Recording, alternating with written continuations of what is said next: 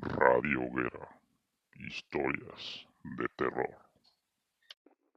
Sus ojos, antes azules, ahora ardían con un negro vacío. Una saliva oscura goteaba de sus labios, mientras una risa gutural, fría como la muerte, llenaba la habitación. El crucifijo, al caer, dejó tras de sí un silencio más aterrador que cualquier grito. El olor a azufre era insoportable. Buenas noches, queridos oyentes. Los saluda su amigo y anfitrión, el cronista de la oscuridad. En esta ocasión tendremos, como ya acaban de escuchar, un tema relacionado o varias historias relacionadas a exorcismos. Así que ni más, comencemos. Nuestra historia comienza así. Vivencia de Isabel Álvarez, relato de exorcismo. Mi relato es una vivencia que tuvo mi abuela en su pueblo, San Juan de los Lagos, Jalisco, cuando era joven.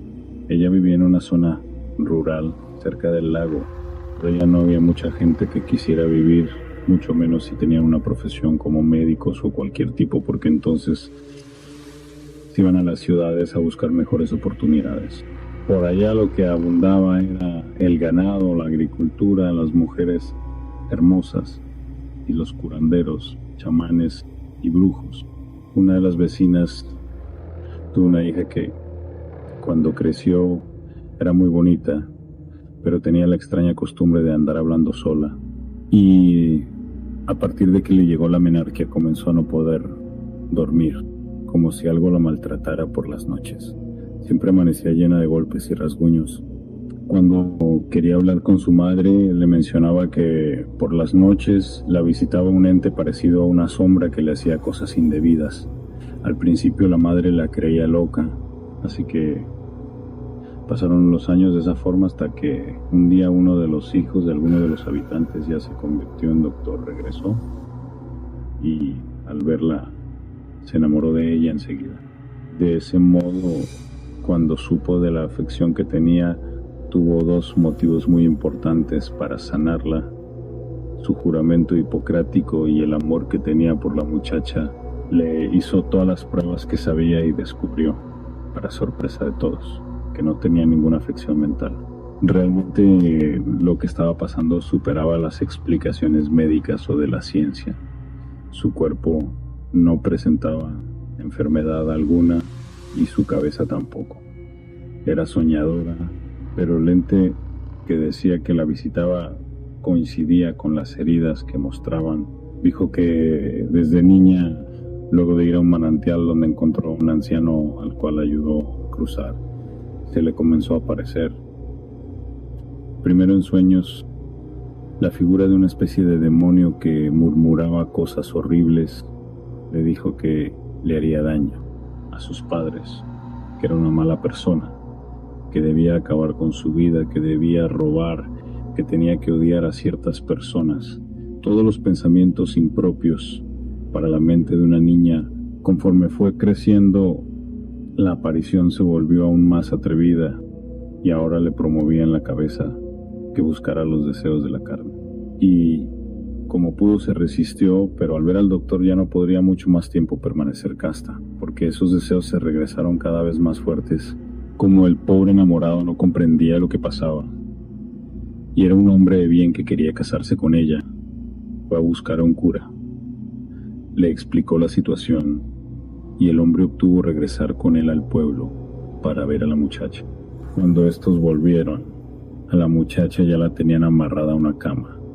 Los padres dijeron que se puso frenética cuando supo que el doctor se había ido del pueblo y que no supieron cómo calmarla.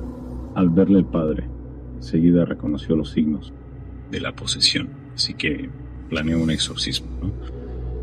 Tuvo que llamar al párroco local como ayudante y solamente ellos dos y el doctor se quedaron en la casa de la muchacha por una noche completa, en la que los vecinos dijeron que escucharon gritos de tal intensidad que parecían sonidos ultratumba.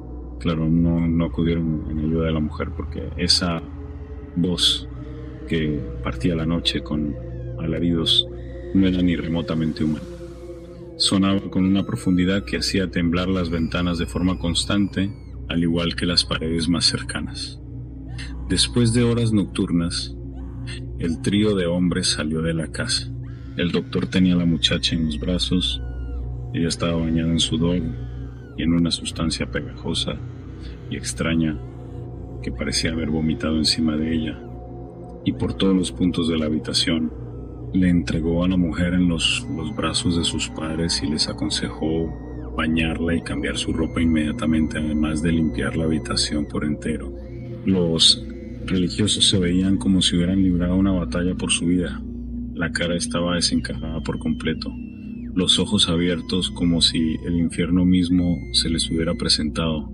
Ellos no quisieron decir nada sobre el tema, solamente habló sobre ello el doctor, que mencionó que dentro de la habitación se suscitaron las más increíbles escenas, donde de la muchacha salió un ente extraño que parecía una especie de sombra cornada, al cual ambos religiosos atacaron con agua bendita y plegarias sacadas de un libro, hasta que el ser comenzó a maldecirlos y amenazarlos, luego de lo cual parecieron triunfar sobre él.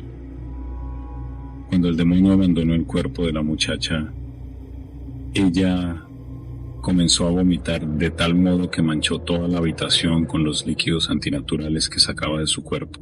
El doctor no pudo reconocerlos como ningún contenido gástrico ni nada parecido a lo que había visto en su carrera como médico.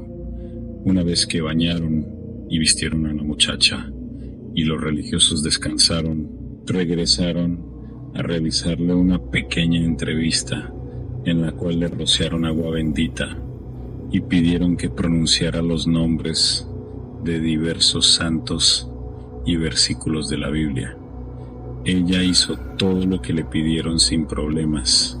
Le dijeron que estaba curado y podrían desocuparse del tema.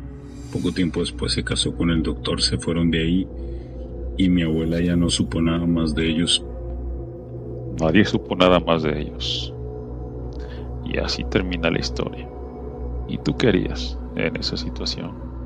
Y si la historia te está gustando, por favor dale like y suscríbete, que la siguiente historia tiene un toque muy especial para ti.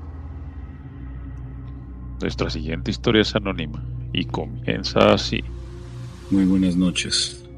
Quisiera que mi nombre no apareciera porque les voy a contar algo que pasó en mi familia y no me gustaría que ellos se enojen conmigo. Es un secreto que tiene mi tía, pero sabemos que tarde o temprano iba a salir a la luz y no creo que sea bueno que otras personas que necesitan ayuda pasen por lo mismo. Mi tía es mucho mayor que mi madre, tendrá al menos unos 22 años más, ya que la familia que tengo de ese lado es enorme porque mi abuela tuvo 15 hijos y mi madre fue de las más pequeñas. Por eso como que no se llevaban bien, pero ya que por un tiempo mi madre vivió en su casa en una pequeña ciudad del norte, pues se enteró de lo que pasaba. Le pondremos como nombre Rosa. Total, que Rosa tuvo una hija ilegítima y decir que no la quería es poco. Al principio mis tías mayores la ayudaban a cuidarla y era una niña tan normal como cualquiera, según cuenta mi madre. Pero cuando Rosa se mudó de casa porque se casó con un hombre mucho mayor que ella, nadie podía ver a mi prima. A decir de Rosa era porque ella estaba muy enferma y no podía salir. Pero por lo que me ha contado mi madre, fue porque el esposo de mi tía era un fanático religioso y decía que esa niña era hija del pecado y estaba poseída, de forma que debía pasar el tiempo encerrada para expiarlo. En la casa donde vivían le construyeron una habitación especial, completamente cerrada, por la que solo él podía entrar. Solo le daban de comer una vez al día, y poco a poco, como era de esperarse, la salud de mi prima comenzó a deteriorarse, tanto física como mentalmente. Dice mi mamá que cuando se fue a vivir a esa casa, porque sus padres murieron en un accidente y no había quien la cuidara, punto en el que la niña ya tendría unos 11 años. Se podía escuchar gritos desgarradores todas las noches, que a decir de mi tía era porque su marido le estaba expulsando los demonios a la niña, porque la exorcizaban para extraer del cuerpo el pecado. Por supuesto, mi madre no se tragó el cuento, de forma que en una ocasión algo la hizo llenarse de valor, y una vez que el matrimonio se fue de la casa a una reunión, ella se apuró a abrir la puerta de su sobrina, quitando los candados. Lo que vio fue una escena desgarradora. Por supuesto que la pobre parecía poseída. Estaba tan maltratada que tenía la altura de una niña de 7 años, los ojos desorbitados, apenas hablaba y se retorcía para evitar los golpes que seguramente le propinaban. Cuando mi mamá vio todo eso, tomó de la mano a la niña y, aunque ella también tenía apenas 5 años más, se la llevó para siempre. Poco a poco fue mejorando y cuando por fin tuvo confianza en mi mamá, la comenzó a tratar como si fuera su propia madre. Al final del día, supongo que quien te cría es quien se merece el título. Sin embargo, comenzó a decir cosas extrañas que mi madre al principio pensó que se trataba de su imaginación por el maltrato recibido. Lo aún más impactante de la historia es que finalmente esa sobrina sí tenía habilidades especiales, porque podía ver espíritus y otras cosas, por lo cual su padrastro la había catalogado como poseída. Mi madre lo comprobó cuando en una ocasión ella le describió a la perfección a mi abuelita, diciendo que era la señora amable que siempre le ayudó mientras estaba encerrada, que era con la mujer que platicaba, le enseñaba historias divertidas para no sentirse tan mal, que le decía que pronto le iban a ayudar para que saliera de ahí. Mi prima nunca conoció a mi abuela porque ella falleció durante el último parto que tuvo cuando mi madre apenas era una niña de unos 3 años, de forma que era imposible que hubiera hablado con ella. Incluso mi mamá apenas la conocía por fotos y grababa vagamente su voz cantándole nanas para dormir. Mi mamá la crió como si fuera su hija. Gracias a Dios siempre hubo algo que las ayudaba a conseguir dinero para comer y a la fecha me llevo muy bien con ella.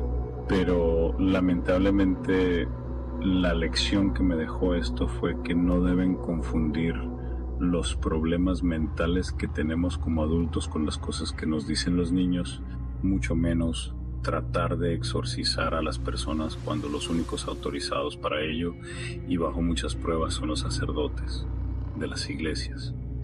¿Y tú qué harías en una situación así? Continúa con las historias. Dale like y suscríbete. Por favor, comparte. Que la historia que sigue te dejará con una sensación de ser observado. Continuamos. Nuestra siguiente historia es anónima. Y comienza así. En el pueblo donde sí siempre se rumoraba sobre sucesos algo controvertidos y difíciles de creer. Siempre me mantuve escéptico ante este tema, pero una experiencia única e inolvidable me hizo cambiar de parecer desde entonces. Respeto mucho cuando se habla de ello y prefiero no opinar demostrando el respeto que se merece.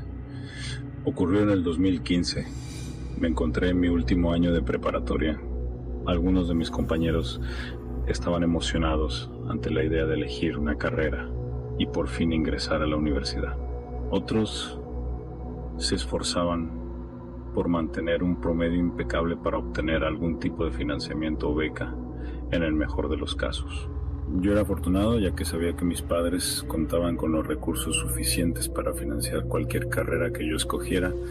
Estamos hablando sobre las carreras que todos íbamos a elegir cuando de repente saltó en la conversación un tema un poco inquietante pero intrigante.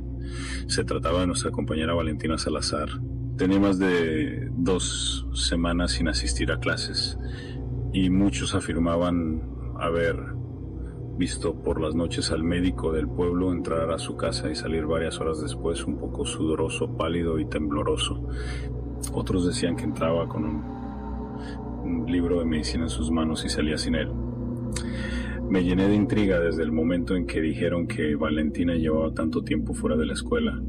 No le había prestado mucha atención, pero sin duda era raro. Ella se consideraba una de las más inteligentes y puntuales del colegio. Algo definitivamente estaba pasando y por eso me quedé atento escuchando lo que mis compañeros contaban. La madre de mi amigo Lucas era muy amiga de la madre de Valentina y fue así como él se convirtió en nuestro informante. Contaba que ella había estado presentando comportamientos un poco extraños e inquietantes, roncaba por las noches, pero esos ronquidos sonaban como gritos de una voz ajena a la de Valentina, aunque provenían de ella. Según su madre, la encontró una noche en una posición casi imposible para un ser humano. Pensó que su hija tenía algunos huesos rotos, pero al llevarla al hospital se toparon con la sorpresa de que todo en ella estaba aparentemente normal. Desde entonces decidió que lo mejor era que no asistiera a la escuela hasta que se recuperara de lo que fuera que tuviera. El tema del exorcismo era un poco nuevo para nosotros, solo mencionado en películas, y Lucas lo mencionado. Según él, su familia se había enterado de que esa misma noche le realizarían un exorcismo a Valentina sin que nadie supiera. Al parecer, sus padres ya tenían la certeza de que algo la estaba poseyendo, ya que por sí solos no iban a poder ayudarla. Eso me intrigó aún más, y entonces mis otros compañeros comenzaron a decir que les llamaba la atención la idea de presenciar un exorcismo en persona, pero el miedo les hacía retractarse. Según tenía entendido, eso era tan peligroso que la entidad podría dejar el cuerpo del huésped para residir en otro más apto. Solo gente capacitada y muy experta en el tema podría llevar a cabo uno de manera exitosa. A ninguno se le ocurrió la idea de escabullirse por la noche y ver el exorcismo de Valentina, pero a mí sí. Era muy fanático de lo paranormal, pero solo lo veía como algo de ficción, muy alejado de la realidad. La mera idea de ver con mis propios ojos lo que por películas veía me llenaba de adrenalina, pero mis pensamientos debían mantenerse en secreto. No podía revelarles mis intenciones a mis compañeros. La noche llegó y la casa de Valentina no quedó muy lejos, por fortuna. La ventana de su habitación daba a un pequeño bosque que rodeaba el pueblo, así que nadie me veía. Lo planeé con mucho cuidado y me escondí para estar ahí sin que los vecinos se dieran cuenta. Asomé la cabeza para tratar de observar y conté con la suerte de que la cortina no estaba completamente cerrada. Vi a Valentina tirada en su cama con los ojos bien abiertos, como si estuvieran a punto de salirse. Su aspecto era demacrado, esquelético. La piel parecía adherirse a los huesos y aunque tenía cabello se podía apreciar perfectamente la figura de su cráneo. Si no supiera que era su casa y su habitación, no lo hubiera reconocido. A su lado estaba su padre, un médico y otro hombre vestido como él, tal vez su asistente. El médico sacó su libro, un crucifijo, y echó agua bendita sobre Valentina. Ella comenzó a retorcerse en la cama. Fue entonces cuando entendí a lo que su madre se refería. Sus brazos se movían de tal manera que solo sería posible si los huesos estuviesen fracturados o quedaran dislocados. Ella lo hacía con sorprendente facilidad, sin mencionar que gruñía, y se quejaba con una voz exageradamente profunda. Insultaba al médico diciéndole cosas sumamente ofensivas y observaba cómo éste hacía un gran esfuerzo por no dejarse llevar por el enojo y la rabia. El padre de Valentina lo calmaba. Entonces él abrió el libro y comenzó a recitar oraciones en una lengua que yo no conocía. Esperaba que el cuerpo de mi compañera lo evitara, pero no fue así. Seguía retorciéndose y gritando un montón de cosas. De repente, algo que no pude ver golpear al padre de Valentina, estrellándolo de espaldas contra la pared y dejándolo aturdido en el piso. Pude ver lo aterrado que estaba el asistente del médico, y este no le apartaba la vista a Valentina. Estaba comprometido y muy decidido a ayudarla, a liberarla de lo que fuera que la poseía. Cuando Valentina, con una voz gruesa, le confesó al médico que iba a fracasar tratando de salvar el alma de esta chica, esas fueron las palabras que pronunció antes de voltear y mirarme a mí. Quedé congelado del terror que sentí. Ni siquiera fui capaz de apartarme de la ventana o mirar a otro lado. Mis manos seguían aferradas a la reja. Segundos después, el cuerpo de Valentina cayó de espaldas a la cama y yo me desmayé. Después de eso, desperté dentro de la casa donde los padres de ella me hicieron prometer que no diría nada sobre lo que acababa de ver. 2 días después asistí al funeral de mi compañera. No lograré sobrevivir a esa noche. Le dijeron a todos que había muerto a causa de una enfermedad muy grave y que los doctores no sabían qué hacer, pero yo sabía la verdad. Ella murió a causa de un exorcismo fallido y nunca pude saber qué era lo que tenía dentro. Nunca se supo lo que tenía dentro. Algunas veces nos llaman demonios, otras veces nos llaman legiones. Sin embargo, jamás se sabrá.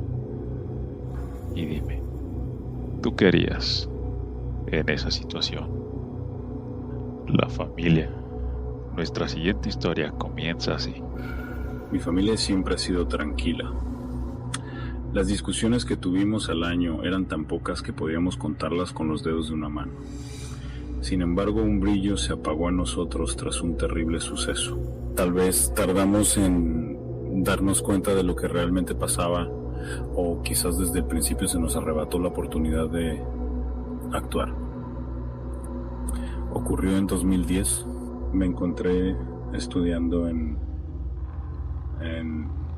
la universidad a la que tenía que viajar todos los días desde mi pequeño pueblo en las montañas. Un trayecto agotador, pero era la única manera de poder seguir mis estudios. Mis padres tenían los recursos, pero no les gustaba la idea de que viviera sola en la ciudad. Compartía la casa con ellos y con mi hermano menor, Julián. Estaba a pocos días de las vacaciones y las solicitudes finales me tenían muy estresada. Debía mantener un promedio alto y me pasaba las noches en vela. Juliana a menudo me decía que no pasaba suficiente tiempo con él y mis padres me regañaban por eso. Aunque tenían razón, no podía descuidar mis estudios. Pensaba que apenas entraría en vacaciones tendría tiempo más que suficiente. La sorpresa llegó poco después de que terminé mis trabajos finales. Pasé una semana en casa muy ansiosa a la espera de los resultados. Cuando me los dieron, sentí una alegría inmensa, pero entonces no me di cuenta de que algo ya había cambiado en Julián. Recuerdo que organizó una pequeña celebración, pero cuando entré y lo vi, sentí un calor extraño. Estaba de espaldas, de pie en el centro de la sala. Aparte del calor, no noté nada fuera de lo normal en ese momento, así que me acerqué y lo abracé por detrás. Él no me respondió. Su cuerpo se sentía muy frío, como si estuviera hecho de hielo. Su cabello estaba rígido y tenso. Al rozarlo con mi mejilla sentí como si fuera una pared antigua. Me aparté un poco y entonces le pregunté si estaba bien. Seguía sin mirarme y él sin voltear. Pasaron varios segundos así y de repente sentí una necesidad abrumadora de salir corriendo de ese lugar. Lo único que me detuvo fue que, al fin y al cabo, ese no era un extraño, era mi hermano. Decidí entonces rodearlo y mirarlo de frente. Tenía los ojos enrojecidos y se tambaleaba de un lado a otro. Lo sujeté por los hombros y lo llamé por su nombre. No me respondió. Respiraba normalmente, pero su cuerpo tenía algo raro. Una simple vista todo parecía normal, pero al acercarme todo cambiaba de inmediato. Fue entonces cuando me susurró que su alma ya le pertenecía a alguien más. Un instante después, se desplomó en el suelo, abrió los ojos y me llamó por mi nombre. Se notaba desorientado, inconsciente de lo que acababa de pasar. Su cabello volvió a la normalidad y la habitación se sintió más cálida. Me preguntó qué había sucedido, pero no le dije nada. Asumí que tal vez había estado sonámbulo, pero mi inquietud no solo era el cambio repentino en el entorno, sino que también eran las 3 de la tarde. Él no tomaba siestas, y menos en vacaciones. Algo pasaba, pero hoy en día me arrepiento de no haberme dado cuenta en ese preciso momento. Los siguientes días fueron una clara señal de que algo no estaba bien. Mis padres lo sabían, pero ignoramos demasiados signos. Julián tuvo un cambio no solo evidente, sino también drástico.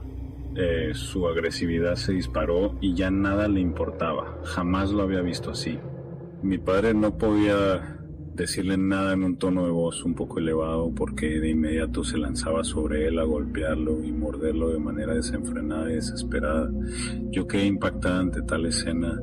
Cada vez que le pedía a Julián salir al parque o hacer algo, me decía que ser amable no serviría de nada y que todo estaba perdido. Poco a poco su voz fue cambiando, tornándose diferente, como si la de un hombre mayor se tratase. Algo similar sucedió con su cuerpo. Adelgazó notable en tan solo una semana. Lo peor era que comía en exceso. A veces repetía plato hasta 3 veces. Mis padres pensaron en llevar a un psicólogo, psiquiatra o algún centro que trate a problemas mentales. A ellos les dolía verlo así, pero a mí me mataba. Era evidente que lo que él tenía no era un problema mental. Era algo que iba mucho más allá de nuestra comprensión y que iba a poner a prueba nuestra fe. Ellos insistieron en que Julián debía ir a uno de esos centros, pero yo los convencí de que lo mejor era que un sacerdote lo viera primero. Fue entonces cuando les confesé que pensaba que mi hermano tenía algo dentro de él que lo controlaba y lo obligaba a actuar de esa manera.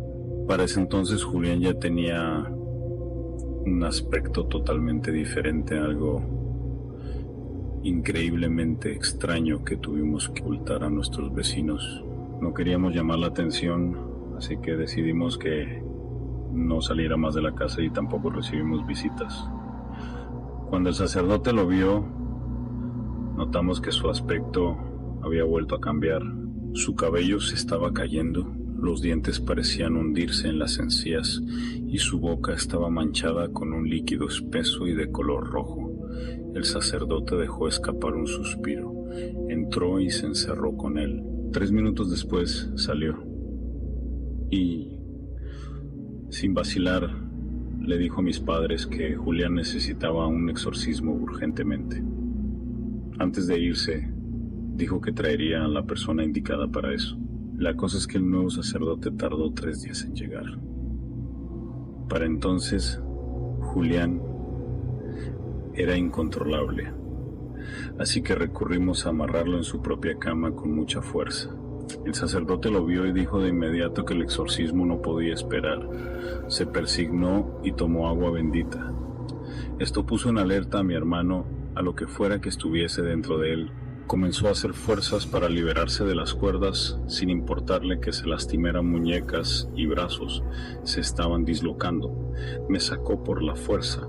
Desde afuera, con mi madre, pude escuchar a Julián gritar mientras su voz se hacía cada vez más horrible. Mi madre lloraba de rodillas mientras oraba y el sacerdote recitaba oraciones sin parar. Mi cabeza era un completo caos. Y minutos después, hubo un silencio total. Todo se calmó. Abrimos la puerta y encontramos a mi padre llorando y abrazando el cuerpo sin vida de Julián, ya que el sacerdote había fallado. Y nosotros estábamos tristes por esta situación. Y ahí termina mi historia, querido cronista. ¿Y tú querías en esta situación? Si la historia te está gustando, por favor dale like y suscríbete. Vamos con la última. Así que comencemos. La misa. La historia comienza así. Quiero contarles esta historia que ocurrió durante una misa en mi pueblo. ¿Quién diría que lo que creí que era algo sumamente normal ocultaba un trasfondo tenebroso y espeluznante? Ocurrió en 2016. En esa ocasión fui a la misa sola. Mi hermano mayor decidió quedarse en casa porque se sentía cansado. Al llegar miré hacia el otro lado de la iglesia. En una de las bancas de madera había un grupo de chicos como en las otras, pero uno de ellos me llamó la atención porque parecía estar durmiendo. Al principio pensé que era algo normal y me parecía un poco gracioso. Era un estudiante del colegio que estaba en el mismo grado que yo. A menudo miraba hacia él y sus amigos se burlaban, especialmente cuando se quedaba completamente dormido. A la hora de recibir la comunión no pude evitar mirarlo más de cerca, pero cuando me senté noté que algo no estaba bien. Sus amigos se dispersaron por la iglesia, dejándolo solo. Me pareció muy extraño. No debieron hacer eso, pero tampoco sentí el impulso de acercarme. Nadie se acercó a él. Era como si todos lo ignoraran. Por eso, después de la misa, decidí quedarme un rato para ver qué sucedía. Cuando todos se fueron, sus amigos fueron los primeros en salir corriendo. Apenas el sacerdote anunció que podía irse, caminé hacia él. Estaba a pocos metros cuando una mujer me gritó que no me acercara más. Se acercó a mí, me tomó por el brazo y me apartó. El sacerdote se dio cuenta de lo que pasaba y se acercó. Fue en ese momento que me di cuenta de que el chico no estaba durmiendo. Cuando todo quedó en silencio, se pudo escuchar que él susurraba. Estaba pidiendo ayuda, casi sin mover los labios. El sacerdote le preguntó qué le ocurría, y de repente 2 de los ventiladores de la iglesia se cayeron. Uno de ellos casi le cae a la mujer que me gritó. Ella me dijo inmediatamente que me pusiera un dedo en el ombligo. No comprendí por qué, pero lo hice. El sacerdote llamó a unos ayudantes que llevaban vestimentas similares a la suya. Buscaron agua bendita y un gran crucifijo. Apenas se acercaron a él, comenzaron a gritar, rogando que se lo sacaran, pero no entendía qué querían decir. El cura empezó a recitar oraciones mientras los otros trataban de contener al chico con todas sus fuerzas. En sus miradas vi que no estaban logrando nada. Él era más fuerte que todos ellos juntos. Era algo increíble de ver, impresionante. Este chico gritaba con una voz ronca y sudaba de manera exagerada. Los ayudantes del cura me dijeron que me apartara junto con la mujer, pero aún así presencié todo. Las luces de la iglesia parpadeaban, dando la impresión de que en cualquier momento el piso se llenaría de vidrios rotos. Las oraciones del sacerdote al principio parecían inútiles, pero cuando le mostró el crucifijo, la situación cambió. El chico cayó de rodillas, pero los ayudantes estaban adoloridos.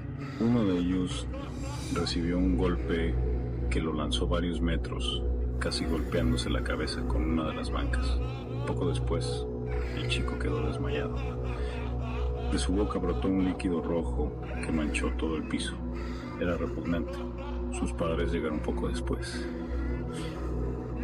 La mujer, al parecer, los conocía y los llamaba ella misma.